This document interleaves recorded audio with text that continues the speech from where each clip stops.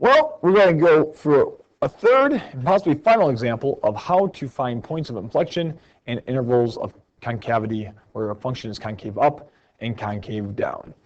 All right, we have a function g of x, and what we're going to do is we're going to determine where are the points of inflection in concave up and concave down.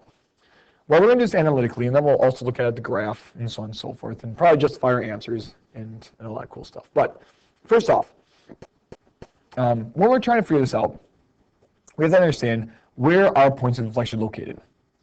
Well, if we're given g, well, g, and this is actually where I'm justifying our answers, all right?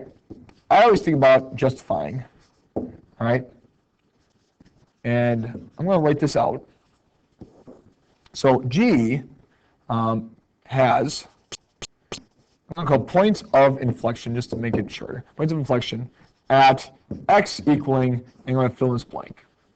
And what we're looking for is that's going to occur because we're going to see on our analysis, all right, is that f double prime, or actually not f, g, sorry, g double prime changes signs. G double prime changes signs. Well, how do we determine where G double prime changes signs? Well, I guess we have to know where the concavity changes. So we'll go to the next thing. Where is G concave up? Well, G is concave up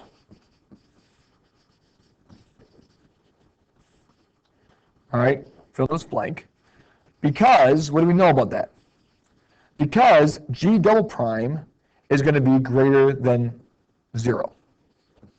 Or we could say G double prime is positive, however you want to write it, that's fine. So that's what we're looking for. When G double prime is positive, greater than 0. That's what's concave up. Now, finally, where is G concave down? Well, G is concave down. It's going to be on an interval, all right, because, all right, G double prime is less than 0, or where G double prime is negative. Okay, and that's what we're looking for. All right, so we're going to fill in this understanding of these different values. This is how we justify our answers. All right, now to do this, we're going to do some analysis, and then we'll go and I'll graph it on the graphic calculator so we can kind of just verify everything that we see. All right, so taking this derivative, we're going to first find the second derivative. Okay, so we're going to find G double prime. So we'll find G prime first. And we got negative 15x to the fourth plus 15x squared. We'll then find the second derivative. We have negative, that would be 60x cubed. We'll have then plus 30x right there. And we want to find basically the critical values of G prime. So we're going to set this equal to 0, so we can find possible points of inflection. We can also find this by setting when it doesn't equal or does not exist as well, but in this case we have polynomial, so it's just going to equal 0. Next thing we're going to do is we're going to solve for this. We're going to factor out I'll factor out a negative 30x. When I factor out negative 30x, what we have left over is, it appears to be 2x squared. That's going to be minus 1. All right, and that's going to equal 0. I can't believe I did that right. Now from here, what you realize is that we have x, we have 1 at 0. We're also going to have 1 at what is it? Positive negative square root of 1/2. Okay, or square root of 2 over 2. All right, so we have that. All right, now once we have our possible points of inflection, we now want to test this out. So we want to create a sign chart to do this. All right, so on a sign chart, we're going to plot all our values. So we have 0, we're going to have negative square root of 1 over 2, we're going to have positive square root of 1 over 2 or square root of 2 over 2. All right, and then we'll do our intervals. We got negative infinity 2, negative square root of 1 over 2. We got square root of 1 over 2, 0. And then we have 0 to square root of 1 over 2, and square root of 1 over 2 to infinity, and we got that. Let's now figure out where this sign changes. So we're going to figure out where the sign changes are for G double prime.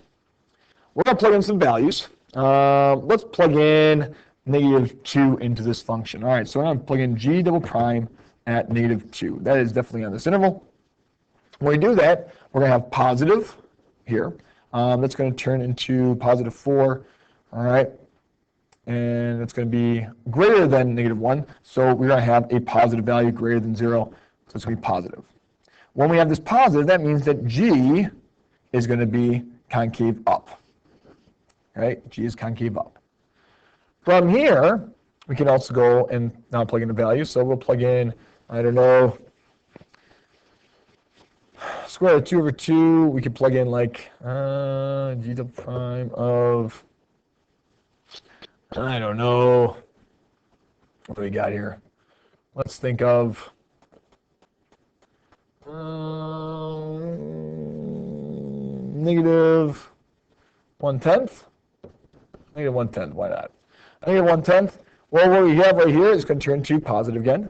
However, this time what we're going to have is 2/100. Well, that's definitely not bigger than -1, so it's going to be subtracting, so that's going to be a negative value for g double prime, and so we're going to go concave down.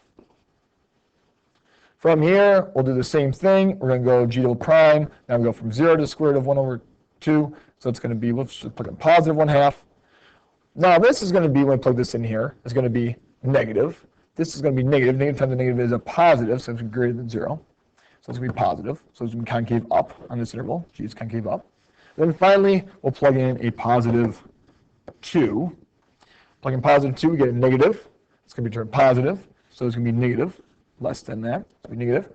And from here, we're going to have concave down. All right. So what do we find out? Well, we do have 3 different sign changes. And so therefore, because g double prime changes sign at 3 different spots, we can go up here and plug this in. So we have one at, all right, where do we have points of inflection? Well, we have one at negative square root of 1/2 or square root of 2/2, 0, and then positive square root of 1/2 or square root of 2/2. We have concave up. Where is this concave up? Well, that's when g double prime is positive. Well, that's going to be at negative square root of 1/2, 0. And I think we have one more. That's going to be at 0 to, well, let's make sure. Oops. Nope. Sorry. I guess I could just move that down. All right. We have concave up at, I'm sorry, negative infinity to this negative square root of 1/2. And we also have it from 0 to positive square root of 1/2. And concave down, well, we have in the other intervals, which is negative square root of 1/2 to 0. And then we have the square root of 1/2 to infinity. All right. Now, what does this look like on a regular graph? Well, if you take a graphing calculator, all right, and you graph this real quick, I'm going to pause it and get my graph out real fast. All right, so hang out and type. And there we have it. Wow, that was pretty cool. All of a sudden it just popped up. Woo! All right, freaky. What we have here, this is the graph of f. Okay, graph of f. Well, what we can see here is that we can confirm all the answers that we found out. This value that we have right here, this is where our point inflection is going to be. And that's going to be at x equaling negative square root of 1/2. We notice we have a point inflection at 0. And we also have another one, which is going to be at x equaling square root of 1/2. Oops, not that right. Sorry, I apologize. Totally wrong. Those are our max and mins. Since that, our points of inflection are where we change concavity. Oh, yeah. So right here, this is concave up. And then you see that there's a point here. Now that x value is where we have negative square root of 1/2. We then see it's concave down from negative square root of 1/2 to 0, right there, as we stated right here. All right, because that's where concave downwards are from. And then we see that it's going to be concave up again. See how it changes? Well, right there. All right, so from 0, and then this point, x equals square root of 1/2. I'm assuming that's going to be it.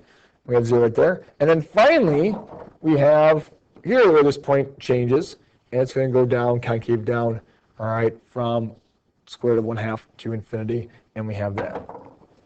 So you can see both graphically, you can also see this analytically, all right, and justifying our answers, why we're doing it. And that's how we can identify points of inflection and concavity of a function, g, f, or whatever it may be.